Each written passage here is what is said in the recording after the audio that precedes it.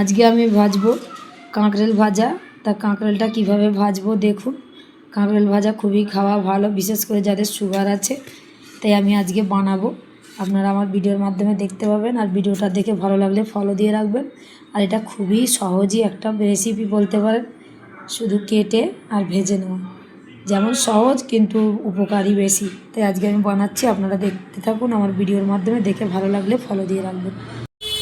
আজকে আমি নিয়ে চলে এসেছি কাঁকরোল। দেখতে কি সুন্দর লাগছে, যেন মনে হচ্ছে অরিজিনাল নয়, প্লাস্টিকের কোনো একটা খেলনা। এটাকে আমি কেটে আজকে ভাজবো, কেন সুগার যাদের আছে তারা তো রোজ উচ্ছে এগুলো খায়, কিন্তু কাঁকরোল খেলেও উপকার। তাই আজকে আমি কাঁকরোল ভাজবো। খোলাগুলোকে আমি ছাড়িয়ে নিলাম, এই যে গায়ের কাঁটাগুলো সব বাদ দিয়ে দিয়েছি। এবারে কুঁচো করে নেবো ছোট ছোট করে। দেখে মনে হচ্ছে আমরাও, মনে হচ্ছে বিলতি আমরার মতো লাগছে যেন, কিন্তু কালারটা খুব সুন্দর দেখাচ্ছে। এরকম ছোট ছোট করে আমি কেটে নিয়েছি। যেগুলোতে দানা ছিল এক একটা দানা আমি বার করে ফেলে দিয়েছি। এবার এটাকে ভেজে নেব। কাঁকরোল ভাজার জন্য আমি কড়াই বসিয়ে দিয়েছি। কড়াই দিয়ে দেবো অল্প একটু তেল। তেলটা একটু গরম হবে। তেল গরম হয়ে গেছে, এবার আমি তেলে ফোড়ন দিয়ে নেবো। দিয়ে দিচ্ছি কালো জিরে, আর দিয়ে দেবো কয়েকটা কাঁচা লঙ্কা।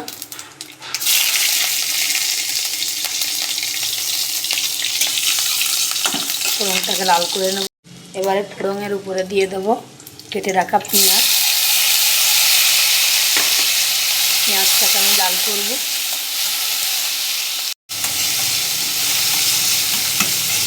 পেঁয়াজ লঙ্কা সব লাল করব একসঙ্গে ভালো করে। আর তেলটা আমি অল্পই দিয়েছি।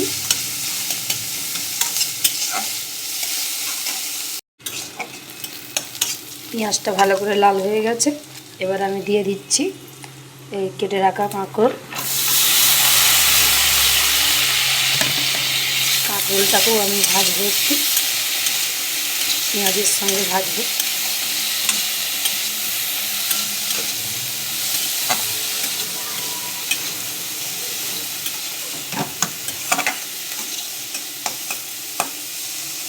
ঢাকা দিয়ে দিয়ে চাপা দিয়ে আমি ভাজবো কিছুক্ষণ ধরে।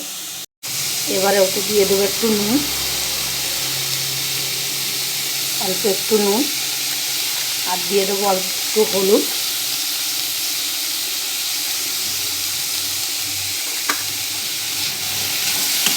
দিয়ে ভালো করে একটু ভেজে নেব।